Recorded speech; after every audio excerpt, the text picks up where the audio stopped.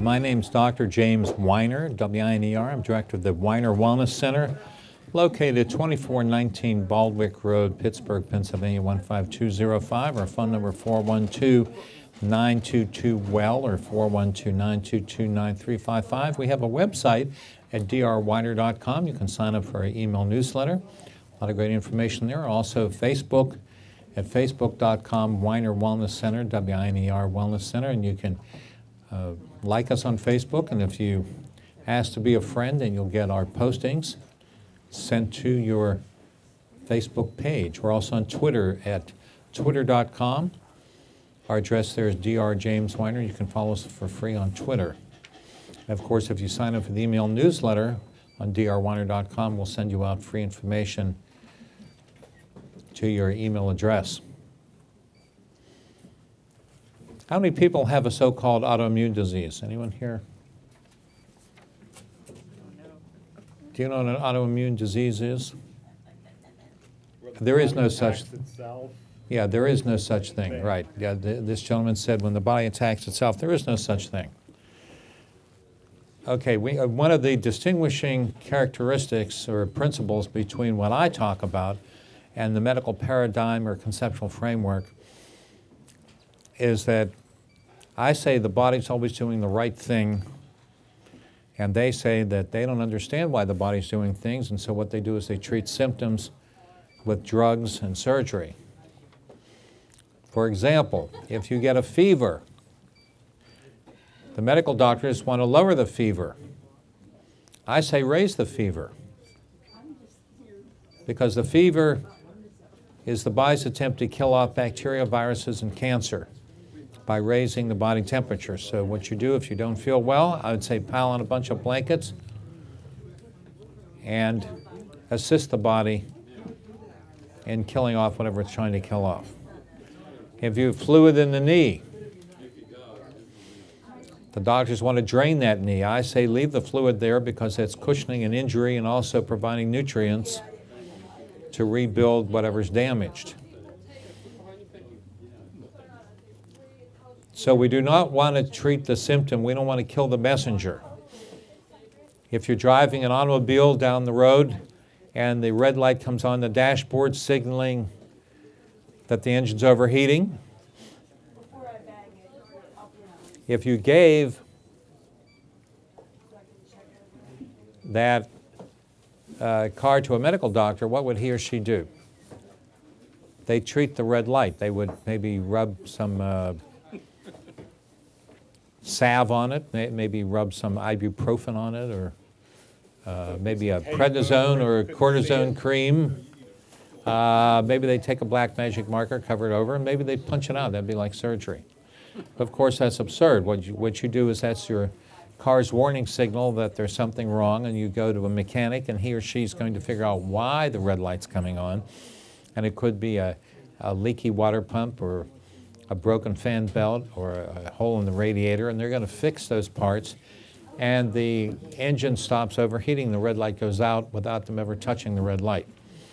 So when you have a pain, or you have diarrhea or constipation or bloating or headaches or irregular heartbeat or mood swings, whatever it happens to be, a rash on your skin, that's your body trying to tell you that something is wrong. And so the solution is not to suppress the warning signals. The solution is to try to figure out what the body's trying to tell you. Now, does anyone here have digestive problems at all? Okay, one gentleman admits to it. How many people here are on medications of some sort or another, either prescription or over-the-counter medications? Okay. Now, you know, in America, we're only 4% of the world's human population, yet we consume 75% of the world's drugs, and we're 72nd in health.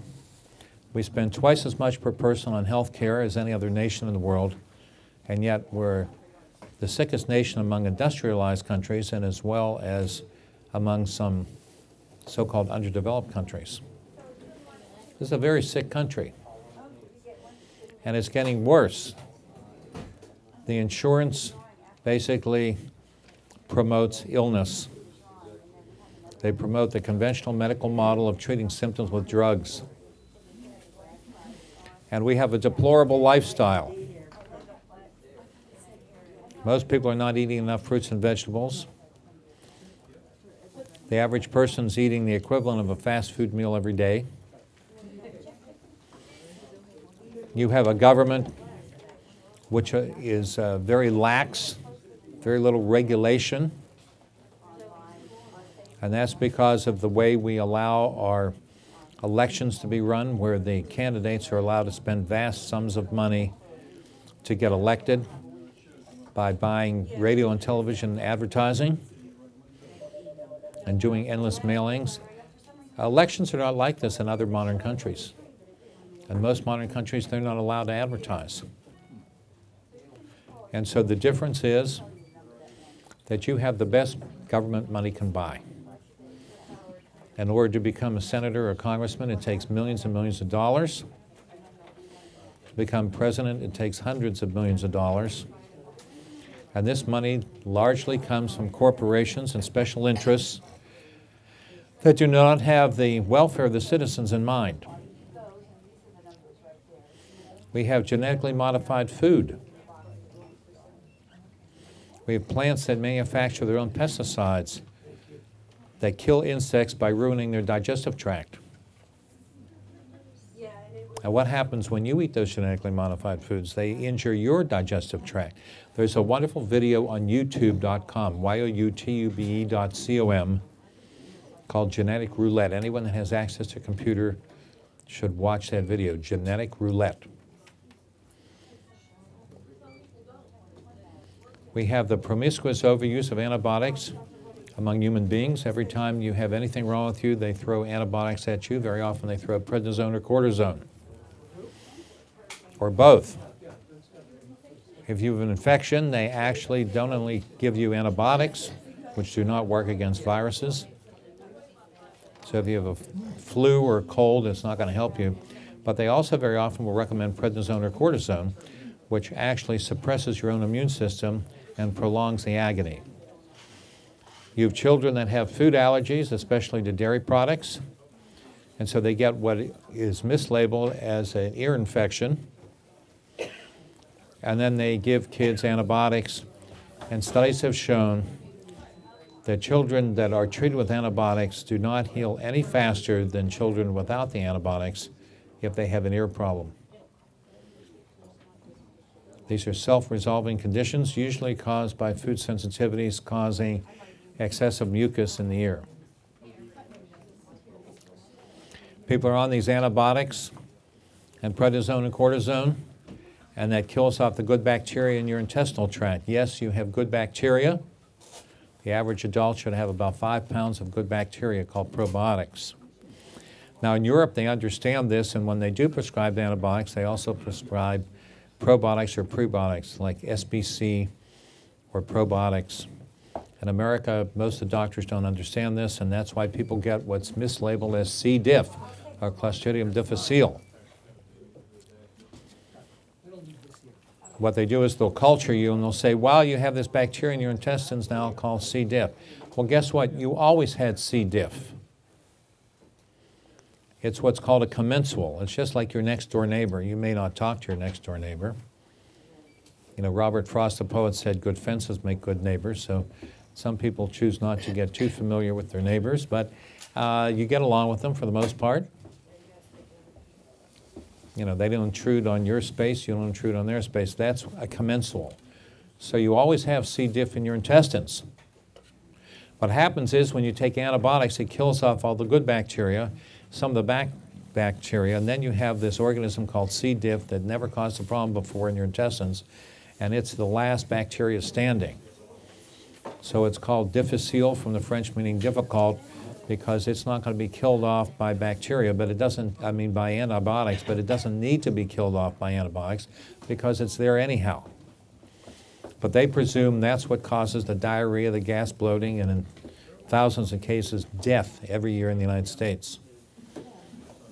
What these people have is a fungal infection or dysbiosis, a lack of good bacteria.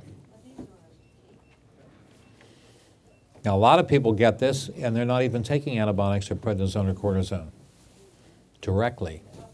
They're getting indirectly from the foods they're eating. 70% of the antibiotics produced in the United States given to livestock.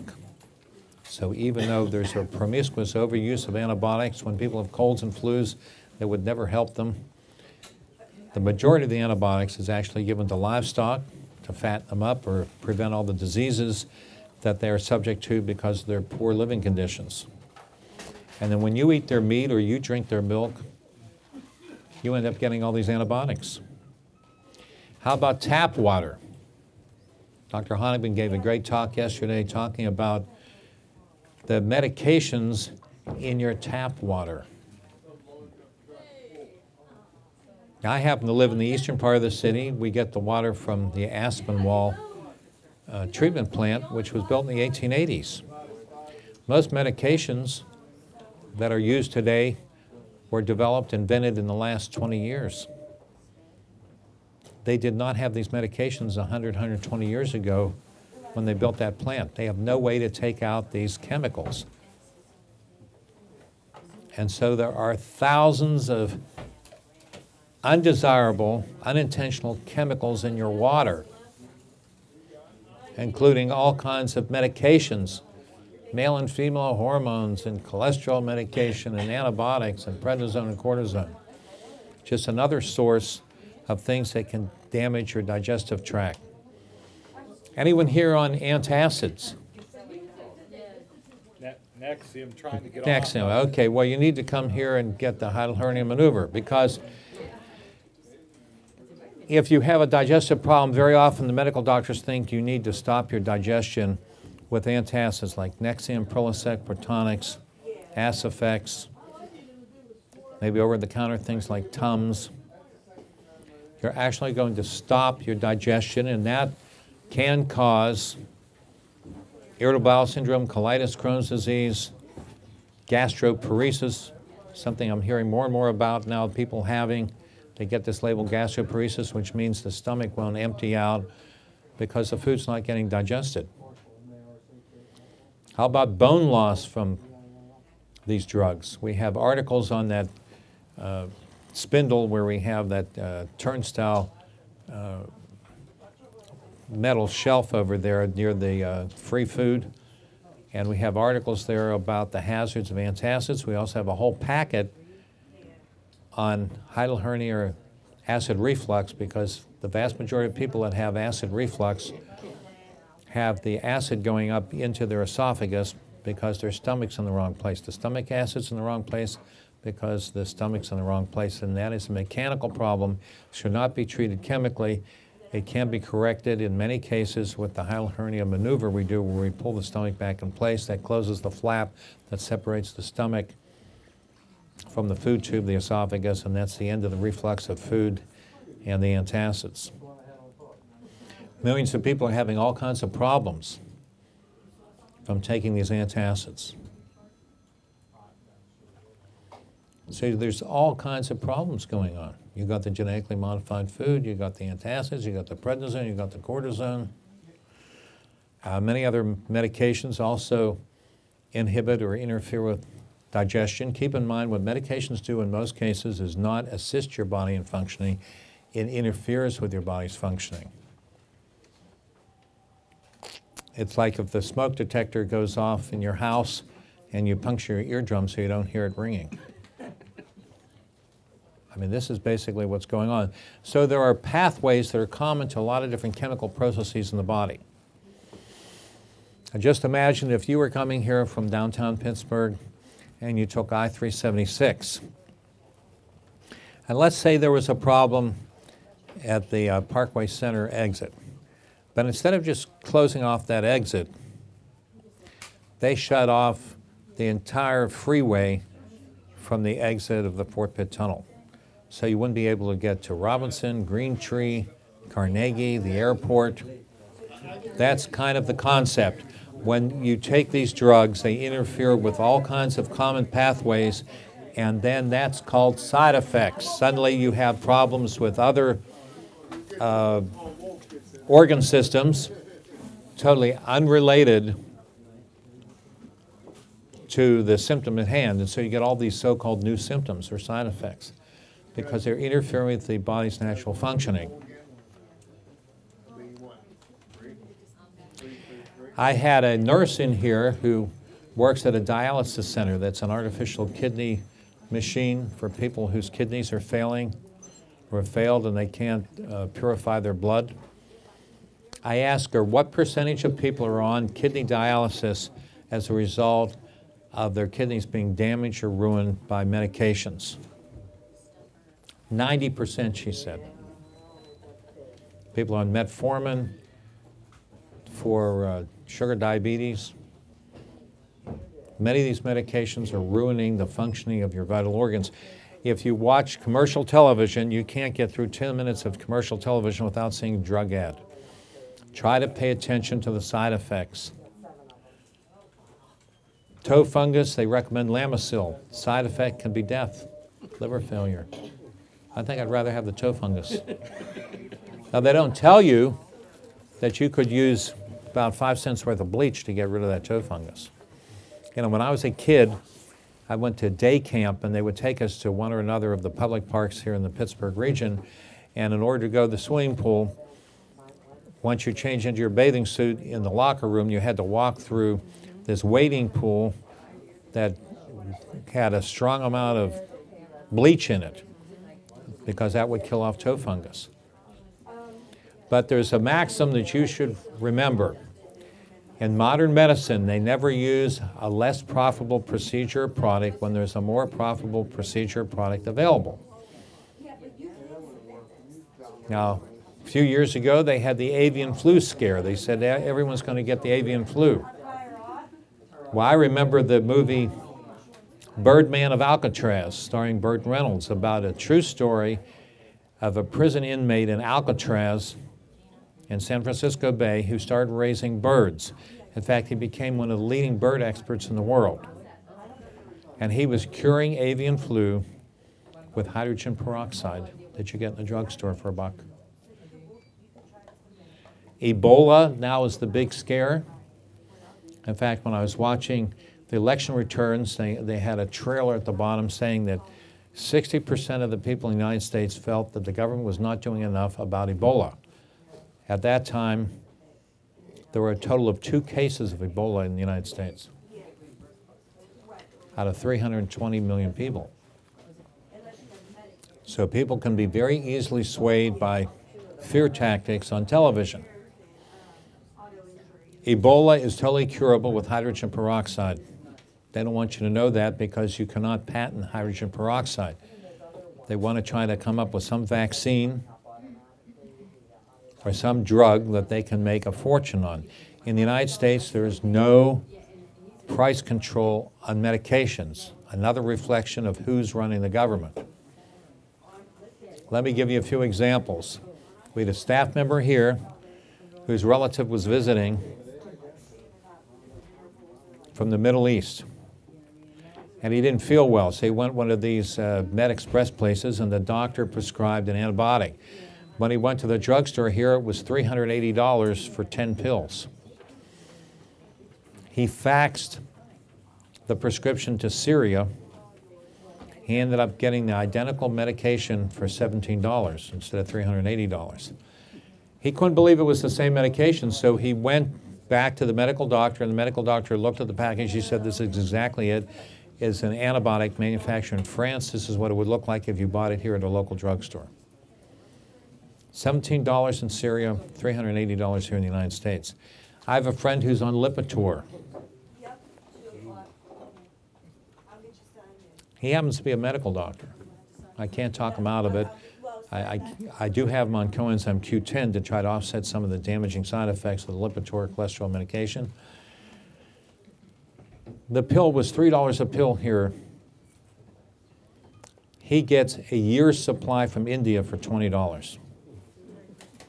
So he can get a year's supply for what he would pay for less than a week here in the United States. Because these other countries have price controls. But here in the United States, this is the big oasis, the big cash cow for pharmaceuticals because you have the government being controlled by the pharmaceutical industry, and so there's no laws to curb the excessive profits, 10,000%, 20,000%, 30,000%. Okay, so let's say you have digestive problems, and you go to a specialist, a gastroenterologist. Do you think this doctor is going to ask you anything about your diet? No. Now, what is the digestive system? The mouth, the esophagus, the stomach, the small and large intestine. That's basically a tube through which you have hundreds of pounds of food pass through you every single month. Would it stand to reason that maybe something going through that tube, running through that tube, whether it's the esophagus, stomach, or small and large intestine, might have something to do with digestive problems? They say that food has nothing to do with digestive problems. So here's what they're going to do. They're going to do a bunch of expensive tests on you. These tests don't have to be expensive, but they are, and I'll explain that in a second. And then they're going to come up with a diagnosis. They're going to put a label on it, like colitis or Crohn's disease or irritable bowel syndrome. They might have you do an MRI for $3,500 or a CAT scan for $3,500. Do you know that the hospitals pay off the cost of the equipment in 2 to 3 weeks because they charge something like $3,500 a test? What if they only charge $300 a test? Well, then they'd pay it off in a few months rather than a few weeks. But they can charge $3,500 because most people have insurance that will cover part of that cost. And then what do? Well, they might do an endoscopy where they stick a tube down your mouth into your esophagus. I have had friends and relatives who died from that procedure because they ripped their esophagus, and the esophagus generally will not heal. Okay? How about a colonoscopy where they shove a tube up the other end? I've had patients who had perforated intestines from that. So these are dangerous procedures. And then they're going to put the label on it, colitis, Crohn's disease, irritable bowel syndrome, whatever. And you think, well, they know what I have now. No, they don't, because they're not looking at the causation of why you have this disease symptom label. It's a label. So if you had 20 people in the waiting room of that specialist and they all have the same label of irritable bowel syndrome, guess what? They might have completely different reasons for why they have that problem, but they're all going to be treated with one of 5 or 10 same drugs. Maybe Acecol or Pentasa or prednisone or cortisone, Remicade, et cetera, et cetera, et cetera. And then, of course, they're going to start having the so-called side effects of those medications. In the case of Acecol, a leading cause of kidney failure, and then they'll go to one of those dialysis centers for the rest of their life. If they're on prednisone or cortisone or antibiotics, they're going to develop fungal infections in the intestinal tract where they've killed off all the good bacteria. And then if the doctor's misdiagnosis of this C. diff that I talked about, they're going to give you more antibiotics rather than probiotics. They've killed off the good bacteria, and now they're trying to kill off the harmless bacteria, the C. diff. They may give you these dangerous anti-inflammatory drugs because they say you have inflammatory bowel disease. What, pray tell, is causing the inflammation? Could it possibly be foods that are rubbing against the intestines and causing an irritation? How about if you took sandpaper and rubbed your eyeball? Do you think you'd get an irritation? Yeah. So what if you're eating foods that either physically or chemically irritate the inside of your intestines? They say that food has nothing to do with it. So they're treating the symptoms, they're ignoring the cause. In fact, there's this term called idiopathic, which means they don't know the cause. And this is most diseases. whether it's high blood pressure or cancer or irritable bowel syndrome, and they don't know the cause because they're not looking for the cause, because the cause is irrelevant to the treatment that they do. Their treatments are not designed to correct the cause of the problem. Their treatment is designed to suppress the symptoms. What's your last name? I'll find your bag. The pharmaceutical companies are not in the business of healing. They're in the business of making money. Okay. Hospitals are not healing centers. I'll just put this here. They're profit centers. I'll put your name on it so that way she knows. The whole thing is based on profit. In the United States, we're spending twice as much per person on health care as anywhere else in the world, and yet we're 72nd in health. This system's not working because it's based on a wrong premise. If you start with a wrong premise, you end up with a wrong conclusion. Okay? If you think that you cannot figure out the cause of a problem and what you need to do is interfere with the body's natural functioning in order to suppress symptoms, you're going to end up with very sick people. So we have some strategies to address the causation of your problems. Now, we gave you 2 handouts. One is called GI Solutions. First of all, a lot of people do have injury to their digestive tracts, and so we've come up with a product called GI Complete. It comes in pills or powder, and it has ingredients, natural ingredients, that actually help heal the intestines. What a concept. Healing rather than treating. GI Complete. I take that. Okay. Now, in addition to that, we know that most people don't have enough good bacteria. Either they've been consuming prednisone or cortisone for all kinds of reasons. Maybe they were taking that for acne, or maybe they had asthma, or maybe they had a cold or a flu and wrongly were given the antibiotics for that or prednisone for that. There's all kinds of reasons. Maybe they had a sports injury, a knee injury, or shoulder pain, and they were taking prednisone or cortisone. So there's a lot of reasons why people might have a lack of good bacteria, including eating contaminated meat and milk products that are loaded up with antibiotics and steroids, or drinking water, as I mentioned before. So most people will benefit from taking a probiotic. We have the Superbiotic. And anyone who has been on antibiotics or prednisone or is currently on them needs to be taking Superbiotics. Now, if you're on antibiotics orally, you need to take it a couple hours apart from the antibiotic. Otherwise, they'll just cancel each other out. We also have the Probzyme, Probzyme, and this is actually serving a dual purpose. It provides probiotics plus digestive enzymes. A lot of people over the age of 40 are on these antacids. And the trouble is, by the time you reach 40, you're not digesting your food as well as you used to, mainly because you're not making enough digestive enzymes in your body or hydrochloric acid in your body. And so it's very, very useful for people over the age of 40 to take some sort of digestive enzyme. We have the Betazyme, we have the Probzyme, Cybezyme.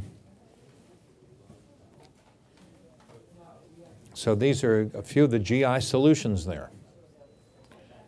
But there are other factors. One of the other factors that is totally ignored by the medical profession is food sensitivities or food allergies. And I've given you a 2-sided printout on that, listing hundreds of symptoms of possibly caused by food or environmental sensitivities.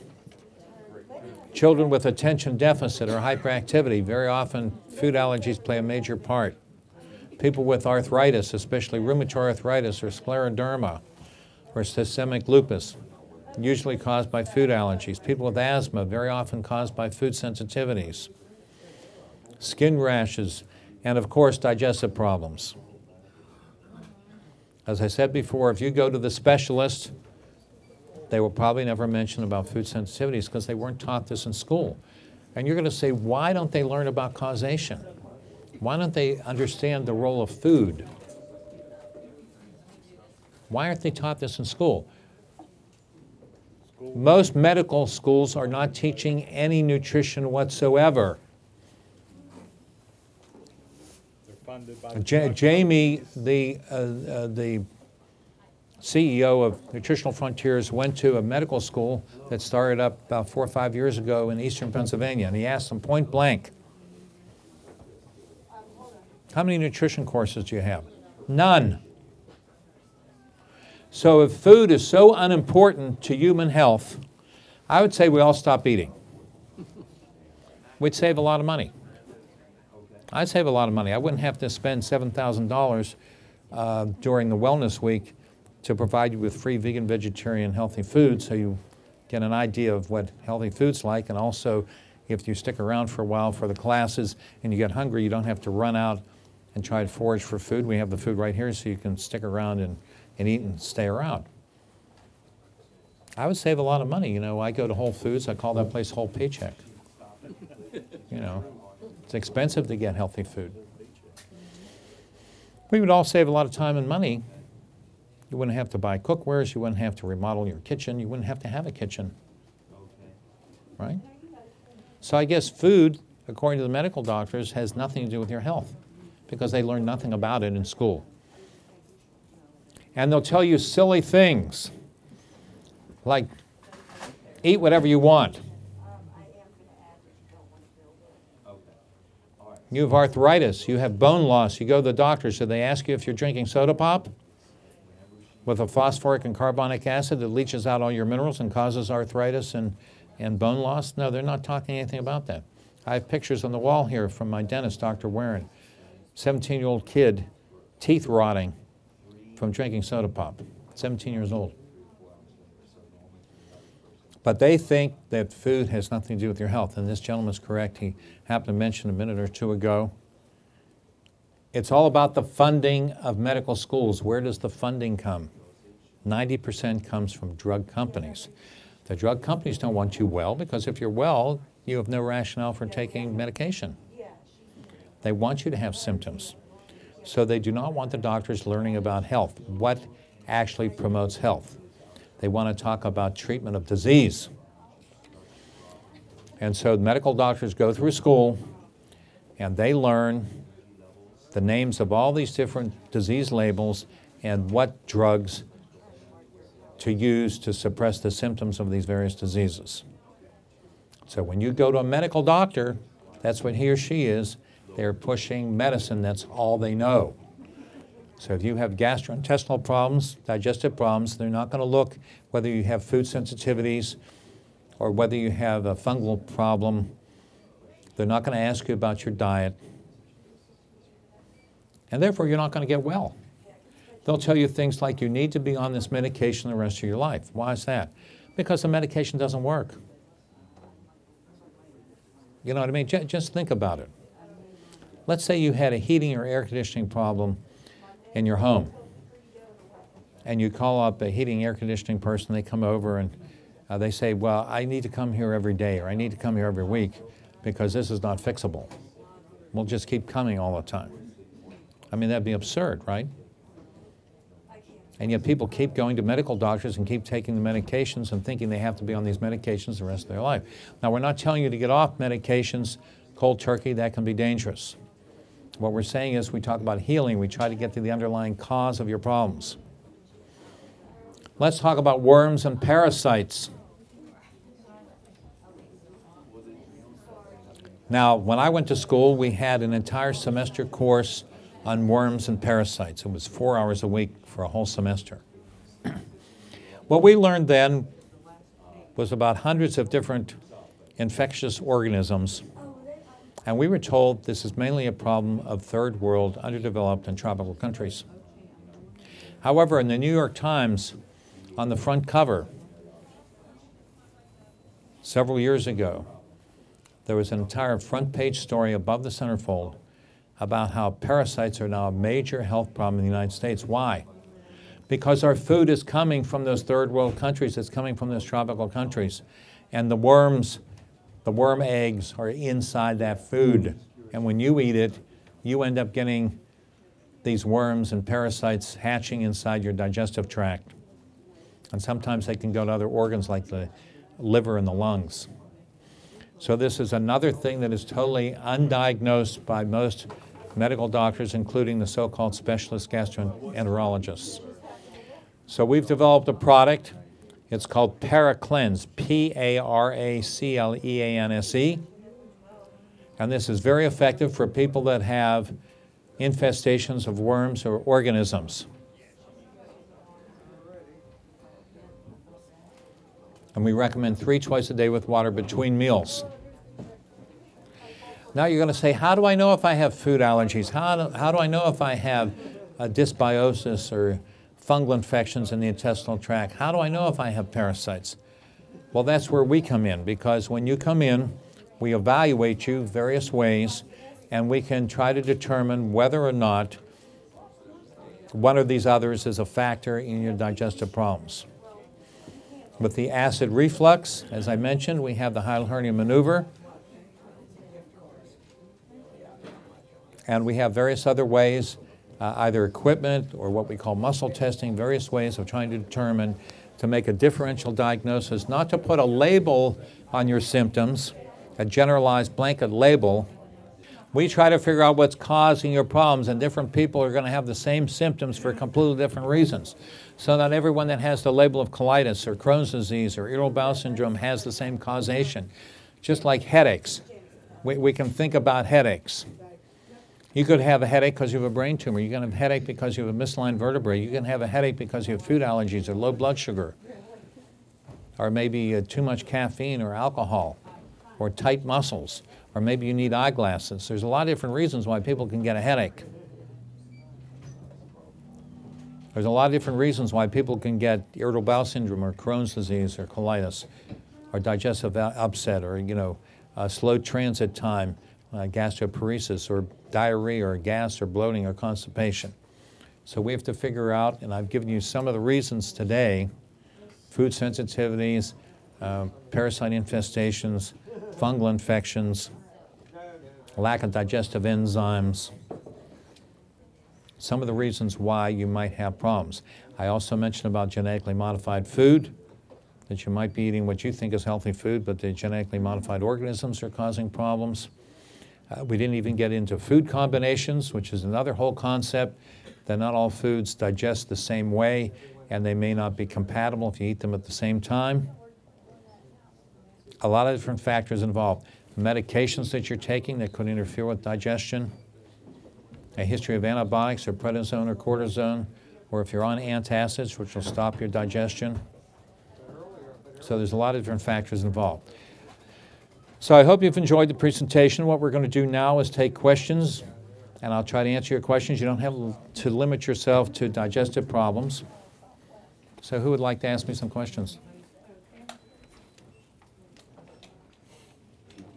I think you're all suffering from a lack of curiosity. That's a line from The Sound of Music. You ever saw that movie? As far as the enzymes, which is the best one to take? Well, it's an individual choice, and I would say Probzyme is a good place to start because that gives you digestive enzymes and probiotics. Yes, ma'am. Drinking silk. I'm sorry, what? I've been drinking silk almond milk You're drinking almond milk with coconut. and with coconut. I heard coconut is like a laxative. She's wondering if coconut's a laxative. It hasn't caused that in many people I know, but of course anything can cause anything. This is another thing. You'll go to a medical doctor and they'll say, oh, that can't be true or something. It's just their lack of knowledge. I've found that anything can cause anything. I'm not aware that coconut milk's going to cause you to have runny stools, but now some people may have food sensitivities and that causes runny stools. I heard that like you get a coconut, you break it open, you just drink. Mm-hmm. That itself is like a laxative. Well, any kind of liquid's going to help loosen up the stools. Now, do you have constipation that you're worried about a laxative, or do you have loose stools, or why are you asking this? No, I just Yeah. wondering. I don't know. Well, you've been drinking coconut milk, right? With the silk, yeah. Yeah. It seems, And you haven't had that problem? it seems to be helping me go better. Yeah, well, there you are. Now, if people are constipated, very often they have a lack of good bacteria, so I'd recommend getting something like our superbiotic. And as I say, most people over the age of 40 would benefit from taking digestive enzymes, like our Probzyme, Cybezyme, or Betazyme. Especially if someone's had their gallbladder removed, and that's one of the fad surgeries now, and they're estimating that 50% of the people who have their gallbladder removed didn't need to have it removed. And now you have a permanent problem trying to digest fats, and then I'd recommend the Betazyme. Question over here. There's so many people with Lyme disease today. Lyme disease. And, you know, for sure the medical field says that you must take the antibiotic or there's no other way. Yeah, well, I took a 2-day seminar in New York a few years ago with one of the leading infectious disease experts in the country. And for many people, antibiotics alone will not get rid of the Lyme disease. So, of course, nutritional support could help. Taking colloidal silver, helping your body offset the damage of the antibiotics with probiotics. And then we actually have treatments that can help get the Lyme disease out of the body. I call them functional improvement treatments. In fact, Dan is here today. And if you want to talk to Dan, he can tell you that I've helped several of his family members, several of his children, overcome Lyme diseise with these functional improvement treatments. So he's here. He's working out of Jamie's office, which is near the food table. What kind of treatment? I call them functional improvement treatments. And we've helped his own children with it, because they live in a rural area. I think they live like in a farm-type property where they're always outdoors. And so I've done these treatments that actually help the body get rid of infections. Lyme disease is a bacterial infection. We have a friend who keeps coming back. You know, Well, she has repeated problems. She has to realize the antibiotics aren't going to do it for her. And if she's on antibiotics, she needs to be on the probiotics a couple hours apart. But you can talk to Dan, and he can convince you that, yes, indeed, I have corrected that in some of his family members. Any other questions? Yes? I did read about an article in a magazine about another type of bacteria that's related to the Lyme disease. Okay, she said that she's read about other bacteria related to Lyme disease. Well, there's another, there's Borrelia, there's Borrelia, there's a whole bunch of different strains that kind of gets lumped under Lyme disease. Lyme disease is named for a town in New England where they first labeled this disease. The name of the town was Lyme, L-Y-M-E. But it could be transmitted by insects, and it could be a variety of bacteria that can cause this problem. It can be very serious in some cases. But we do have a treatment as well as the nutritional protocol. Also, don't forget colloidal silver is very useful in killing off bacteria. And this has been known since ancient times. You know, the Romans had these aqueducts where they transferred water for hundreds of miles, and they would put silver bricks in their cisterns and in the aqueducts because they figured out that silver kills bacteria. In fact, silver will melt ice. If you take a piece of like regular metal versus, let's say, a pure silver dollar, and you put ice on it, you're going to see the ice will melt very fast on top of a piece of silver, where it will not on regular metal. So there's a lot of interesting properties to silver, and the ancient Romans used silver to ward off the bacteria. I don't know if they knew exactly why it worked, but it is antibacterial.